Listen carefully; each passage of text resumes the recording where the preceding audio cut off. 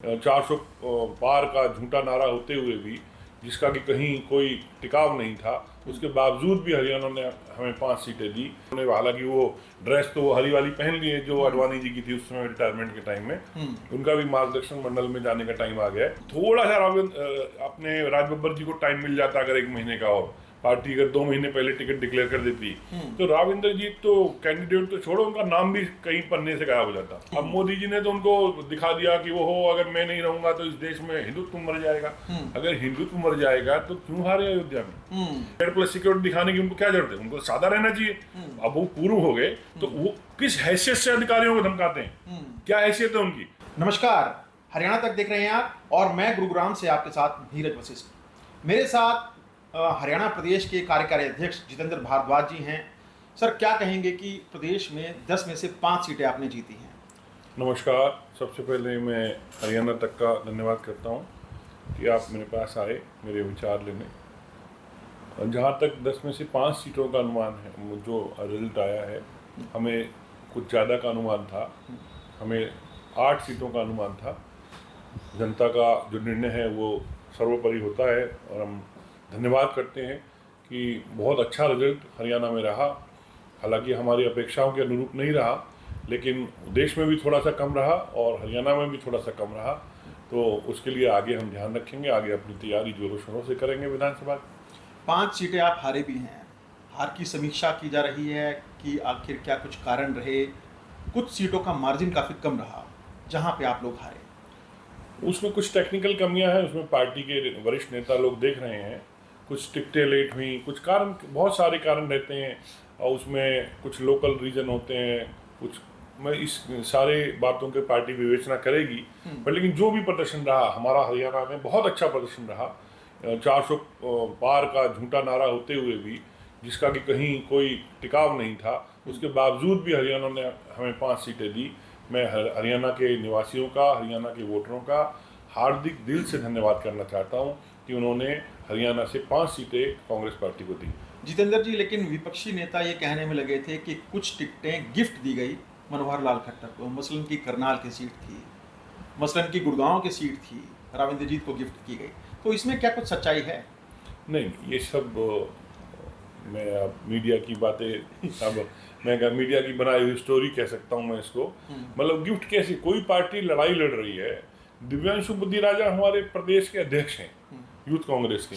हम युवाओं को मौका ना दें, ऐसा क्यों? मतलब मोदी जी ने तो 75 साल की कैप लगा रखी है। मैं तो कहता हूँ 75 साल तो चलो उन्होंने कैप लगाई, अब उनका भी खुद का भी रिटायरमेंट का टाइम आ गया है। वो पता नहीं अपना किसको आगे चुनेंगे। उन्होंने हालांकि वो ड्रेस तो वो हरी वाली पहन ली है जो अडवाणी जी की थी उस समय रिटायरमेंट के टाइम में। उनका भी मार्गदर्शन मंडल में जाने का टाइम आ गया है। पर वो छोड़ेंगे या नहीं छोड़ेंगे अलग बात है, लेकिन क्या युवाओं को मौका देना गलत है? यूथ कांग्रेस के लिए हम टिकट की डिमांड करते हैं, पार्टी ने हमें टिकट दी और वो हमने कैंडिडेट को आगे किया। तो क्या हमने 50% का वादा किया उदयपुर में अधिवेशन में? हमने कहा था कि भाई हम 50% युवाओं को, महिलाओं को टिकट देंगे। तो हमने उसमें अपने युवा देश को टिकट दी, तो क्या गलत किया? रहा राविंद्र जीत के यहाँ, राज बब्बर जी को आप हल्का उम्मीदवार मानते हैं? 5 बार जो राज्यसभा और लोकसभा के चुने हुए 3 बार प्रतिनिधि रहे हों, उनको आप किस तरह से हल्का उम्मीदवार मान रहे हैं? आप इस बात के लिए अगर उनको हल्का मान रहे हैं कि वो जो आप लोगों ने बाहरी आप जो आरोप लगाते हो, तो बाहरी तो नरेंद्र मोदी भी बनारस में थे एक समय में। बाहरी तो आज नड्डा जी भी गुजरात से जाके चुनाव लड़े। कौन बाहरी? ये कोई देश है? हमारा देश सारा 36 बिरादरी का देश है। कोई कहीं भी जाके चुनाव लड़ सकता है। सरदार मनमोहन सिंह असम से सांसद रहे, इसमें क्या बात है? कोई भी देश में कहीं से चुनाव लड़े, ये तो देश की अनेकता में एकता है कि कोई भी कहीं से जाके लड़ता है और वो जीतता है, वो सरकार में भी शामिल होता है। ये कोई टैग थोड़ी है बाहरी का। अगर बाहरी का आरोप लगाना ही था तो सबसे पहले मोदी जी के ऊपर लगाना चाहिए था। मैं इस बात को बिल्कुल नहीं मानता। कोई बाहरी नहीं था, बहुत अच्छे उम्मीदवार और इतना अच्छा चुनाव। मात्र 15 दिनों में राविंद्र जीत जैसे इतने ऊंचे हैसियत के शख्स से, जो अपने आप को राजा बताते हैं इस इलाके का, पिछले 15 दिनों उन्होंने पगड़ी भी पहने रखी। इससे पहले हालांकि वो पगड़ी नहीं पहनते थे, बड़े अच्छे स्टाइल में कॉम करके रहते थे। लेकिन मैं देखा इन दिनों 15 दिनों में वो धरती पे आ गए और उनको भी पूरा धरती माँ का आशीर्वाद लेना पड़ा। पब्लिक में घूम घूम के राज बब्बर जी ने उनको धरती पे टिका दिया। इससे ज्यादा मैं समझता हूँ राविंद्र जीत ने पूरे जीवन में चुनाव का कहीं मुकाबला नहीं देखा होगा। उनको तो इस बार पता लग गया कि चुनाव कैसे होता है। थोड़ा सा अपने राज बब्बर जी को टाइम मिल जाता अगर 1 महीने का, और पार्टी अगर 2 महीने पहले टिकट डिक्लेयर कर देती तो राव इंद्रजीत तो कैंडिडेट तो छोड़ो, उनका नाम भी कहीं पन्ने से गायब हो जाता आगे के आने वाले इतिहास। जितेंद्र जी सिलसिलेवार तरीके से बात करते हैं। हमारे साथ लगता है एक लोकसभा क्षेत्र और है फरीदाबाद, वहां की बात करेंगे। बहुत उम्मीद थी कांग्रेस को कि महेंद्र प्रताप इस सीट को जीतने वाले हैं, लंबे तगड़े तौर पर प्रचार भी किया गया, लेकिन 1.5 लाख से ज्यादा वोटों से शिकस्त। कैसे देखते हैं इस हार? फिर भी आप देखो पिछले मार्जिन से उनका मार्जिन बहुत कम है। कृष्णपाल गुर्जर बीजेपी का बहुत बड़ा चेहरा है और राविंदरजीत सिंह भी बहुत बड़ा चेहरा थे। कृष्णपाल गुर्जर को तो करप्शन पाल नाम उन्होंने मीडिया में चलाया था। अब मुझे नहीं पता वो किसकी उपज है, लेकिन वो मैंने भी कुछ लोगों से पूछा तो पता लगा कि वहां पे हमारे भी पार्टी के कुछ नेताओं को उन्होंने भ्रष्टाचार में शामिल किया हुआ आपने। तो वो तो बहुत बड़े बताते हैं, भ्रष्टाचार के जनक है फरीदाबाद में। उनके जैसे बड़े इतने बड़े शख्सियत से लड़ाई लड़ना, जिनके बारे में मीडिया में इतनी स्टोरी चली, मैं तो अपनी पार्टी से भी कहूंगा इस बात की जांच की जाएगी कि कौन कौन ऐसे आदमी थे जिन्होंने महेंद्र प्रताप जी को हराने में योगदान दिया और किन किन कंसेंसस से पार्टी हारी। मतलब वो क्योंकि क्या है, जीत और हार हम लोकल लीडर्स पे डिपेंड होती है। बीजेपी तो अपने आप को बहुत बड़ी कैडर बेस्ड पार्टी बताती थी।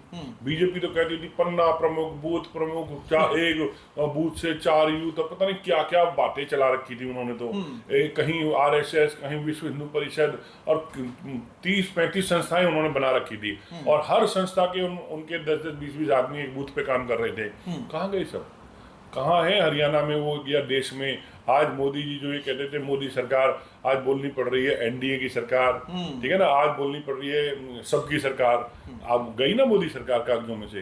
तो अब इसी तरीके से हरियाणा में इनका सफाया हुआ है। ये तो थोड़ा सा हमारा पार्टी के टिकटों का वितरण, क्योंकि एक प्रोसेस लंबी थी, बड़ी पार्टी थी और हमारे गठबंधन का काफी लंबा स्वरूप था, तो हमें समय लग गया। अगर टाइम से टिकटें मिली होती तो महेंद्र प्रताप जी भी जीतते।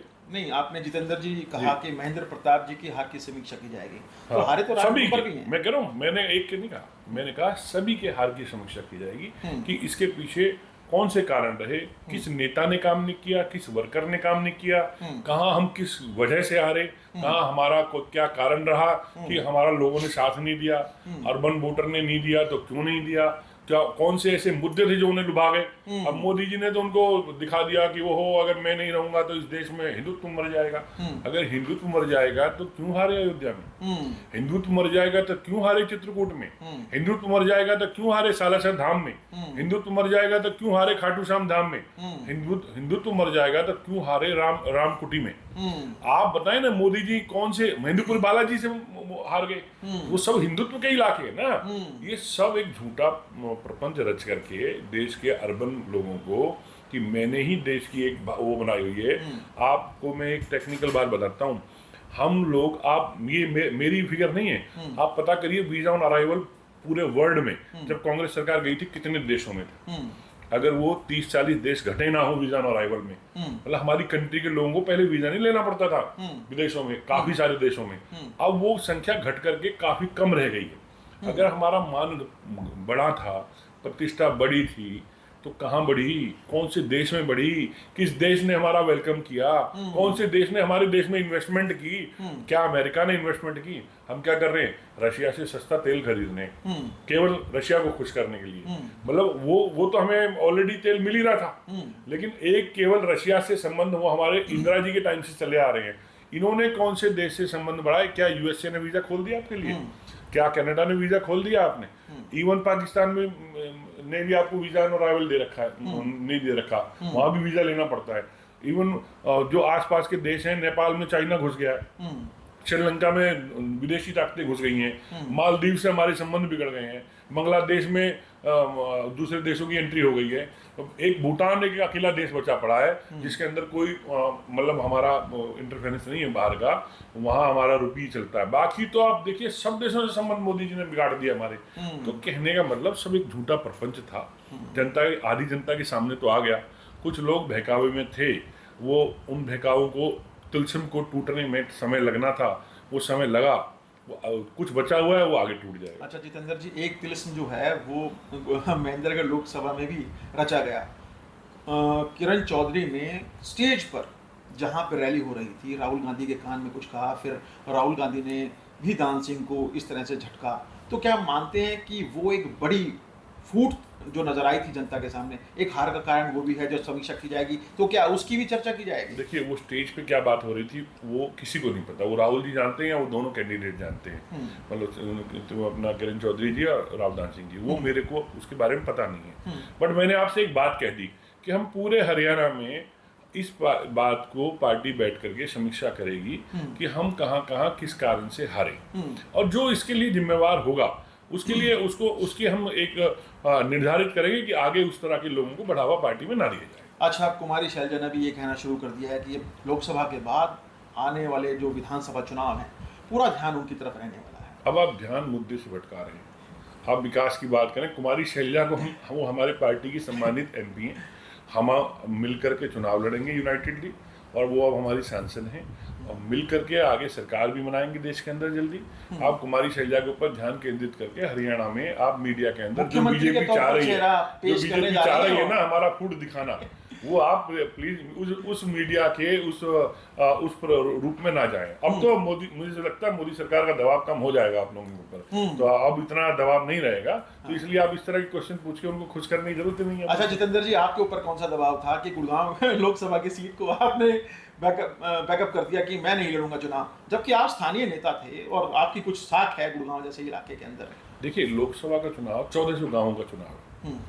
मैंने 1400 गाँवों में से 140 गाँव की विजिट नहीं की थी, और मैं कभी भी किसी भी पद के साथ अन्याय नहीं कर सकता जी। मैं आज कार्यकारी अध्यक्ष में कैशियर के रूप में काम कर रहा हूँ पार्टी के। मुझे जो जिम्मेवारी दी गई है, मुझे फील्ड में घूमने की जिम्मेवारी उदय भान जी की है, क्योंकि वो पार्टी के अध्यक्ष हैं। जो जिम्मेवारी मुझे दी गई है पार्टी का ऑफिस संभालने की, मुझे एडमिन का हेड बनाया गया है पार्टी का, और कुछ मुझे लोकसभा दी है, तो जो मुझे जिम्मेवारी दी है वो मैं कर रहा हूँ। जब अगर मुझे लोकसभा लड़ना होगा अगली बार, तो पार्टी से मैं आज जाकर लूंगा, और 1400 गाँव में से कम आधे गाँवों की विजिट करके आऊंगा, आधे की चुनाव के दौरान करूंगा। लेकिन जब मैंने 140 गाँव की भी विजिट ना कर रखी हो, तो ऐसा अन्याय मैं गुड़गांव क्षेत्र के साथ नहीं कर सकता था। ठीक है, पार्टी ने जो निर्णय लिया वो सर्वधार्य है, और हमने मेहनत की जो हो सकती थी, लेकिन मैं ऐसा अन्याय कर दूं कि मैं केवल अपनी इज्जत बना करके कि मैं टिकट ले लूं और पार्टी को हरा दूं, वो मेरा दिल गवारा नहीं करता, क्योंकि मैं पार्टी का अनुशासित कार्यकर्ता हूं। पिछले जब से मैं पैदा हुआ हूं, मैं 6 साल का था, अपने दादाजी की उंगली पकड़ के मैं इंदिरा जी के नारे लगाया करता था। 14 साल की उम्र में तो मैं यूथ कांग्रेस में पॉलिटिक्स में आ गया था। तो मैं ऐसा कोई कार्य नहीं कर सकता जिसमें अनुशासनहीनता हो या अपनी पार्टी के साथ अन्याय। अच्छा, एक चुनौती सुनी होगी आपने, मनोहर लाल खट्टर जी ये कहने में लगे थे तमाम अधिकारियों को कि जिसने पक्षपात किया 4 जून तक तुम्हारा और 4 जून के बाद हमारा। तो क्या लगता है कि उस चुनौती का, उस धमकी का असर अब, क्योंकि इंडिया गठबंधन की सीटें आई हैं भारत में, देश में, और उसके साथ साथ हरियाणा में भी 5 सीटें हार गए हैं, तो क्या लगता है कि वो अधिकारियों पर जो दबाव बनाने की राजनीति थी उसमें कुछ कमी आई? देखो, बीजेपी और खट्टर साहब दोनों के चरित्र का मैं आपको क्लियर कट बताता हूँ। जब मनोहर लाल खट्टर पहली बार सीएम बने, बड़े आदर्शों के साथ खिचड़ी रूपी सीएम बन के आए। मैं तो खिचड़ी खाता हूँ, जैसे आरोप लगाते थे ना कि केजरीवाल साहब के ऊपर लगाते थे, मैं तो सिंपल रहता हूँ, मैं तो ये रहता हूँ। आते उन्होंने निर्णय लिया कि सारे हम तो खर्चे कम कर देंगे, एक्स CM की फैसिलिटी कम कर दी, और सबके सिक्योरिटी कम कर दी। सबसे पहले उस समय हमारा बयान था, खट्टर साहब आप भी अपोजिशन में आएंगे, उस समय आपको महसूस होगा कि ये सत्ता में रहते हुए जब आप निर्णय लेते हो जनता के पक्ष में और विपक्ष में, तब इन चीजों की क्या आवश्यकताएं होती हैं। खट्टर साहब ने जो आपने सवाल पूछा कि खट्टर साहब ने अधिकारियों को धमकाया, खट्टर साहब ये नहीं समझ रहे कि जब हमारी सरकार थी तब हम भी 4 महीने सत्ता में रहे थे, पर हमने किसी अधिकारी को नहीं धमकाया। इसी तरह खट्टर साहब से आज पूछो, जब उन्होंने हुड्डा साहब की सिक्योरिटी कम की, आपको पता है हरियाणा में सबसे कम सिक्योरिटी लीडर ऑफ अपोजिशन रहते हुए हरियाणा के इतिहास में भूपेंद्र सिंह हुड्डा जी की है। इवन जो अपने बीजेपी के एजेंट कहूंगा मैं तो उनको, अभय चौटाला जी हैं, वो भी कोर्ट के माध्यम से इन्होंने लिख के दिया है कि हम Y+ दे रहे हैं। हुड्डा साहब की Y सिक्योरिटी है, और खट्टर साहब की क्या सिक्योरिटी है आपको पता होगा, Z+। क्यों है? अब क्यों खट्टर साहब को नहीं दिख रहा? कहाँ गए वो नियम कायदे? कहाँ गए वो खिचड़ी खाने वाले दिन? कहाँ? अब क्यों? क्योंकि अब माल बना लिया है। अब उन्हें दिखता है कि मुझे जनता क्यों मेरे को गोली मार रहा है, कोई उनको धमकी है कहीं से। आपको सुना है आपने कि खट्टर साहब को किसी ने धमकी दी हो? तो Z+ सिक्योरिटी दिखाने की उनको क्या जरूरत है? उनको सादा रहना चाहिए। अब वो पूर्व हो गए तो वो किस हैसियत से अधिकारियों को धमकाते हैं? क्या हैसियत है उनकी? नायब सिंह सैनी जी हमारे सम्मानित मुख्यमंत्री हैं, अगर कोई संज्ञान लेना है तो वो लें। उनके पुराने OSD जवाहर यादव का भी धमका रहे हैं, अपना चिट्ठा उनका खोल दिया जाएगा जब उन्हें पता लगेगा जवाहर यादव जी का। हमने तो उन पे कमेंट नहीं किया कभी भी। सरकार आने के बाद खुलेगा चिट्ठा? नहीं भाई साहब, लोगों ने कसा, हम उनकी नियत की बात बता रहे हैं। हम क्या करेंगे वो तो समय बताएगा आपको, लेकिन मेरा कहने का मतलब ये है कि अब जवाहर यादव जी को पता लग गया कि सत्ता विहीन रहने से क्या होता है, क्योंकि उनको ये सत्ता विहीन कर दिया तो अब तड़फाहट होती है। तो खट्टर साहब को ये समझना चाहिए कि जो कार्रवाई करेंगे नायब सिंह सैनी जी करेंगे, नंबर 1 तो। नंबर 2, अधिकारियों ने पूरे देश में, हिंदुस्तान के इतिहास में, देखो जरूर हमें डर था, हमें संशय था, उस डर को हमने चेताया, शायद हमारे नेता के चेताने से और पार्टियों के आंदोलन की चेतावनी से इलेक्शन कमीशन सतर्क भी रहा। वरना इस देश में जो मंटाधार करने की प्लानिंग थी, वो मंटाधार करने की प्लानिंग रोकी गई। तो विपक्ष के सचेत रहने से मैं एक इतिहासकार का फार्मूला बता रहा हूँ, if you want to be safe you should be alert for the war. अगर आप अपनी सेना को बॉर्डर पे लगा के नहीं रखोगे तो दुश्मन हमला कब कर देगा आपको थोड़ी पता है। तो इसलिए आप दुश्मन सेना को लगा के रखते हो कि कोई हमला ना हो, तो सामने वाला दुश्मन भी डरा रहता है उससे। तो हमने भी उसी तरीके से अपने आप को इलेक्शन कमीशन के सामने या देश के अंदर सचेत करके रखा है इलेक्शन कमीशन को कि तुमने अगर गड़बड़ की तो विपक्ष देख रहा है, अच्छा जितेंद्र मीडिया जी, देख रहा है। हाँ जितेंद्र जी, आपकी जीत में काफी महत्वपूर्ण ये भी है कि अग्निवीर जैसे स्कीम के ऊपर जो सवाल उठे थे, किसानों की जो मुद्दे उठाए गए थे, किसान आंदोलन के बाद ये चुनाव हुआ, तो कहीं ना कहीं उस चुनाव के बाद जो स्थिति चेंज देख रहे हैं, क्या लगता है कि अग्निवीर जैसा मुद्दा या फिर किसानों की अनदेखी जिस तरह से प्रदेश सरकार के ऊपर आरोप लगते रहे हैं, नायब सरकार के ऊपर, मनोहर सरकार के ऊपर? देखो अग्निवीर योजना तो बंद होगी, ये तो आप मान लो। नीतीश कुमार भी बंद करेंगे, नायडू भी बंद करेंगे, और हम आते तो हम तो 100% करते। अग्निवीर कोई योजना थोड़ी है, वो तो एक तरीके से आप देश में क्रिमिनल पैदा कर रहे थे 4 साल के लिए, पहली बार। इससे पहले ठेकेदारी की नौकरी हमने जरूर सुनी थी, लेकिन शायद मोदी बनी ठेकेदार गए थे सेना के लिए, नहीं सबके लिए। भाई आप देखो ना हरियाणा में कौन सी नौकरी है, यहाँ भी तो इन्होंने आयोग बना रखा है, वो जो उसको क्या बोलते हैं, मैं तो नाम भी नहीं पता, वो कोई उसमें ऑनलाइन भर्ती करते हैं ठेकेदारी की, सरकार ठेकेदार बन गई है। तो यहाँ तो देश पूरा, सरकार पूरा, अंग्रेज चले गए, काले अंग्रेजों को छोड़ के जो दोबारा से अंग्रेजों के एजेंट आ गए, उनका रूप बदल दिया अंग्रेजों ने, दूसरे देश राज कर रहे हैं, उन्होंने उद्योगपतियों का रूप ले लिया है, पूरी तरीके से देश उद्योगपतियों के हाथ में सौंप दिया इन्होंने। लेकिन अब वो समय मोदी जी के लिए भी नहीं रहा, हरियाणा सरकार के लिए तो रहा ही नहीं है किसी भी कीमत पे। वे तो जा ही रहे हैं, इनका तो तय है 3 महीने बाद जाना, वो जितने भी दिन है अपने इनके आखिरी दिन चल रहे हैं। लेकिन देश में भी अब वो डिसीजन आ चुका है जनता का कि अब ये अपने जो ठेकेदारी प्रथा है इनकी बंद हो गई है, ना ही इनके ठेकेदार उद्योगपतियों को वो मजे मिलेंगे। क्योंकि अब जो भी हो, नीतीश कुमार भी पब्लिक से जुड़े हुए आदमी है, नायडू जी भी पब्लिक से जुड़े हुए आदमी है, उन्होंने भी इनका आतंक झेला है, वो भी जेल गए हैं, तो वो अब आतंकों को नहीं झेलेंगे, ये इतना हमें भरोसा है, और देश एक है इनके आतंकों के विरुद्ध। अच्छा आखिरी सवाल मेरा ये है जितेंद्र जी कि इस लोकसभा चुनाव में जहाँ पे 5 जगह आप जीते हैं, 90 में से 56 विधानसभा सीटों पर आपकी जीत हुई है, लेकिन जो बाकी की विधानसभा जहाँ पे जीत नहीं सके हैं, मसलन गुड़गांव विधानसभा से बहुत कम वोट मिला है, मसलन बादशाहपुर विधानसभा से बहुत कम वोट मिला है, मसलन मेवात में बम्पर वोटिंग जरूर हुई है, लेकिन तीनों विधायकों ने राजबब्बर का साथ नहीं दिया है। तो क्या अब विधानसभा चुनाव में जिस तरह से ये विधायक लगे हुए थे कि टिकट पाने की जो दौड़ है, क्या उनको ध्यान में रखकर टिकट दिया जाएगा या फिर नहीं? देखिए बंदरबाट जारी रहेगी? मैं आपकी बात को काट रहा हूँ। एक तो आपकी पहली इस आरोप को बिल्कुल गलत मानता हूँ कि मेवात के अंदर विधायकों ने साथ नहीं दिया, 100% साथ दिया।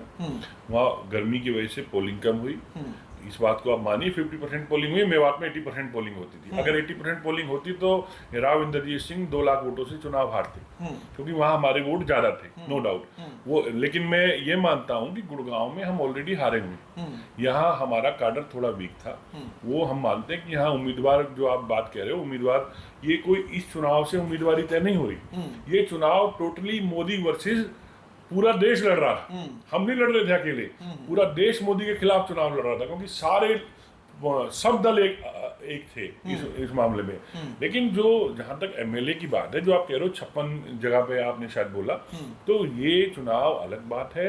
यहाँ आप देखिएगा चौधरी देवीलाल का भी रिकॉर्ड टूटेगा।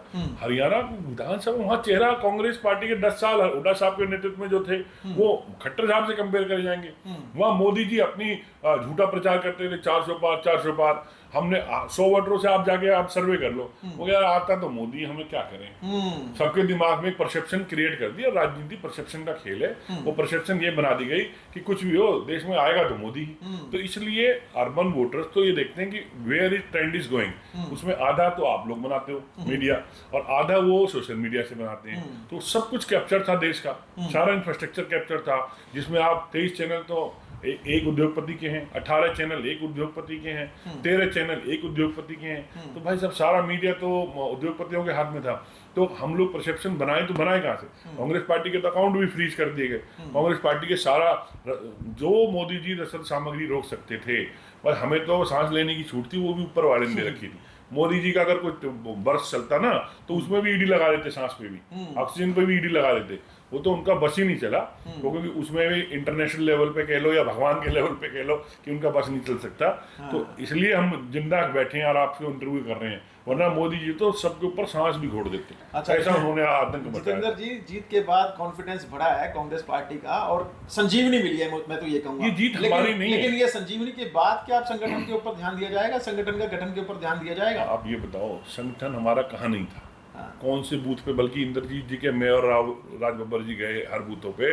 इंद्रजीत जी के भी काफी बूथों में वर्कर नहीं थे, जो ये पन्ना प्रमुख और बूथ प्रमुखों की बात करते हैं। भाई साहब संगठन, हमारी पार्टी इशू बेस्ड पार्टी है, देश की आजादी दिलाने वाली पार्टी है, और हमने हमेशा इशू बेस्ड राजनीति की है। हमने कभी संगठन की राजनीति नहीं करी। कांग्रेस पार्टी ने कभी संगठन के चुनाव नहीं लड़वाई। कांग्रेस पार्टी ने कभी संगठन पे फोकस नहीं, हमने देश के मुद्दों पे फोकस किया है, हमने देश के विकास पे फोकस किया है। मैं आपसे कह रहा हूँ 10 विकास गिनवा दो ना कि देश में, 10 विकास गिनवा दो प्रदेश में, और 10 विकास गिनवा दो इंद्रजीत के, आप गिनवा दो ना, तो मैं अभी बीजेपी को वोट डाल दूंगा अगली बार। भाई साहब कुछ किया ही नहीं है। NHAI के रोड के अलावा जो इनके पप्पा ने नहीं दिए, वो हमारे और आपके पैसे हैं। सोना जाना पड़ता है, 150 रुपए टोल है, 125 या कितना है, वो टोल देते हैं तो रोड बना है। तो इनका क्या बाप का पैसा लगा, ये घर से लाए। ठीक है, उसका मंत्री जरूर एक्टिव था, उसको भी मोदी जी से डर लगता है, मोदी जी ने उसको भी साइड बिठा दिया। एक गडकरी बेचारा अकेला मंत्री था पूरे कैबिनेट के अंदर, बाकी तो चूहे भर्ती कर रखे थे, मैक्सिमम चूहे हार भी गए। तो जनता ने समझ लिया कि ये चूहे हैं, तो जीता कौन है? केवल वही जो काम करता था। और जो 2-4 जीते हैं वो अपने आतंक से जीते हैं, चाहे उसमें अब मैं किसी का नाम नहीं लेना चाहूंगा, तो जो भी है आपको पता ही है सारी चीजों को, क्योंकि ये पता है आपको पर्सनल खुंदक निकालने वाले लोग हैं। इनमें कल को मेरे घर में अगर आपने ईडी भिजवाने इनकम टैक्स तो अलग बात है भाई, ये तो पर्सनल दोस्ती दुश्मनी निभाते हैं। तो इसलिए ये लोग, वो युग खत्म हो गया, देश ने उस युग को खत्म कर दिया। अब इनको बिहार में सुबह सुबह फोन करके पूछना पड़ेगा बाबू जग गया कि नहीं जग गया, हैदराबाद में देखना पड़ेगा बाबू ने खाना खा लिया कि नहीं खा लिया। अब इनको पता लगेगा सरकार क्या होती है। इन्होंने देश को जो एक गलत परसेप्शन बना के लूटा था, जो 2 उद्योगपतियों या 4 उद्योगपतियों या 10 उद्योगपतियों को देश सौंप दिया था, अब ये शासन जनता का है और जनता इसको पूरी तरह से वॉच करेगी। जहाँ ये गलत चलेंगे वहाँ इनके ऊपर टोक लगेगी। अब वो जमाने गए कि जब कहीं से राफेल खरीद लाओ, कहीं से कुछ भी खरीद लाओ, किसी को कमीशन दे दो, 250 करोड़ रुपए में 1 किलोमीटर का ये जो फ्लाईओवर बने हैं द्वारका एक्सप्रेस वे, क्या 250 करोड़ रुपए में 1 किलोमीटर सड़क बनती है क्या? 18 करोड़ का तो NHAI ने कह रखा है कि 1 किलोमीटर बनती है टेंडर जो है, लेकिन उसके बावजूद 250 करोड़ रुपए में टेंडर दिए गए हैं। तो उसकी ये बड़ाई लूटते हैं। गुड़गांव के अंदर द्वारका बना दिया हमने, KMP हम बना के गए थे, उसे भी अपना बताते हैं, और 70 साल का राज हमारे नाम चिप देते हैं, जबकि उसमें से 15 साल खुद रहे हैं। तो कहने का मतलब ये है भाई साहब, टोटल गलत परसेप्शन का राज था। पता मोदी जी को भी लग गया, पता खट्टर जी को भी लग गया। सबसे पहले तो खट्टर साहब की सिक्योरिटी हटवाई जाए, मीडिया के माध्यम से मैं डिमांड कर रहा हूँ। जैसे वो हैं, वो आज की डेट में MP है, MP को 3 MP मिलते हैं, और 3 गनमैन हमारे दीपेंद्र हुड्डा को दोनों Z+, 5वीं बार के MP हैं सभी एमपीज। हाँ, सभी एमपीज को दो Z+। खट्टर साहब, फिर हुड्डा साहब तो 2 बार चीफ मिनिस्टर रहे हैं, अगर वो रहे तो हुड्डा साहब को भी Z+ दो फिर। तो कहने का मतलब जो ये अधिकारियों को धमकाने की राजनीति है ना, ये अब खट्टर साहब बंद करें। 2 महीने के लिए तो तबादले करने कर लो, आने अधिकारियों को भी मैं आपके माध्यम से कहना चाह रहा हूँ, इनके डर में आने की बात नहीं है। टोटल फ्री एंड फेयर चुनाव कराने के लिए सभी अधिकारियों का, सभी कार्यकर्ताओं का, सभी कर्मचारियों का मैं दिल से, हार्दिक दिल से धन्यवाद देता हूँ। चाहे वो हमारे सचेत रहने से किए, चाहे उन्होंने अपने दिल से किए, चाहे इनके अत्याचारों से डर के किए, जैसे भी किए, उन्होंने जो फ्री एंड फेयर चुनाव कराए हैं उसके लिए हार्दिक दिल से मैं धन्यवाद। और आगे इसी तरीके से आप लोग काम करिए। जो हम जब आएंगे, इन सब का जो आपको धमका रहे हैं, इनका भी हिसाब लेंगे। और जो गलत कार्य आपसे करवाए जा रहे हैं दबाव में, प्रेशर में, आप डरे ना। और किसी भी तरीके से हमारा शासन आ रहा है, पार्टी का शासन आ रहा है हरियाणा में, 101% आ रहा है। आपको भी पता है, अधिकारियों को भी, जनता को भी पता है। जनता ही इस शासन को लाएगी। तो ये सब का हिसाब लिया जाएगा जो गलत तरीके से। अच्छा जितेंद्र जी, भारत जोड़ो यात्रा के बाद 4 राज्यों में चुनाव था, 1 में आप जीते, 3 में करारी शिकस्त थी। क्या लगता है कि अब लोकसभा चुनाव के बाद जिस तरह से राहुल गांधी का कद बढ़ा है, एक भारतीय जनता पार्टी के द्वारा एक नाम विशेष पर स्पेशल फोकस किया जाता है, उनकी अब जो छवि थी वो बना रखी थी भारतीय जनता पार्टी ने, उसमें सुधार होगा? देखो, उसके पीछे तो मैं आप लोगों को धन्यवाद देना चाहता हूँ, क्योंकि आप लोग जो राहुल जी को अवॉइड करते थे ना, राहुल जी ने उसी के लिए निर्णय लिया। क्योंकि आप लोग जनता तक हमें पहुंचाते नहीं थे। जब जनता तक नहीं पहुंचाते थे तो राहुल जी ने निर्णय लिया कि अब जनता के बीच जाया जाए और अपनी बातों को जनता के बीच पहुंचाया जाए। तो आधा रोल मोदी जी का और आधा आपका, मीडिया का, कि आप लोगों ने हमें दिखाया नहीं तो जनता ने डायरेक्ट देख लिया। और रही 3 स्टेटों की बात, उसमें हमारी कहीं लोकल लीडरशिप की कमियां रहीं, कुछ और कमियां रहीं, वो हमारा ऑलरेडी विवेचना उसकी हो चुकी है। उसको देखते हुए हमने लोकसभा में टिकटें दी हैं। तो आगे उस तरह की गलतियां मुझे लगता नहीं कि पार्टी में रिपीट होंगी हर स्टेट में। जो हमने लोकल लेवल पे कुछ कमियां थी वो हमने शायद समय रहते दूर नहीं की, वरना उन 3 स्टेटों में भी जीतते। छोटी छोटी बातें थी, बोले उनको सुधार कर लेते समय रहते, तो उन स्टेटों में कुछ ज़्यादा अंतर नहीं था और उनका आज तक असर रहा है उन गलतियों का। तो अब आगे इस पार्टी, मुझे लगता नहीं, राहुल जी हर चीज़ को, देश को 6700 किलोमीटर एक बार और 3500 किलोमीटर एक बार देख के पहचान चुके हैं। उन्हें हर मुद्दे की नॉलेज है। राहुल गांधी जी को आज समझाने की जरूरत नहीं है कि ड्राइवरों को क्या चाहिए या गरीबों को क्या चाहिए, किसानों को क्या चाहिए, उनको हर चीज की स्वयं नॉलेज है। राहुल गांधी अपने आप में सफिशिएंट है। वो और उनकी बहन दोनों मिल करके जो पार्टी को अच्छे से संभाल रहे हैं खड़गे जी के नेतृत्व में। मुझे लगता नहीं आने वाला समय कांग्रेस का पूरी तरह से होगा। जिस तरह से मोदी जी ने हमारा सब कुछ रोका, लेकिन जनता ने हमारा साथ दिया। हम देश की जनता का, हरियाणा की जनता का धन्यवाद देते हैं। और आने वाले टाइम में हरियाणा में कांग्रेस की सरकार बनेगी। ये मैं आपको एडवांस में, आपको भी मुबारकबाद और इस प्रदेश की जनता को भी मुबारकबाद। शुक्रिया।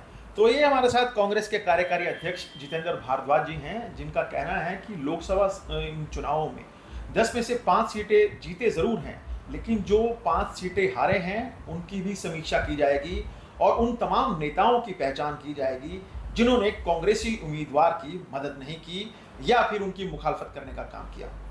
कैमरामैन परवीन कुमार के साथ नीरज वशिष्ठ, गुरुग्राम, हरियाणा।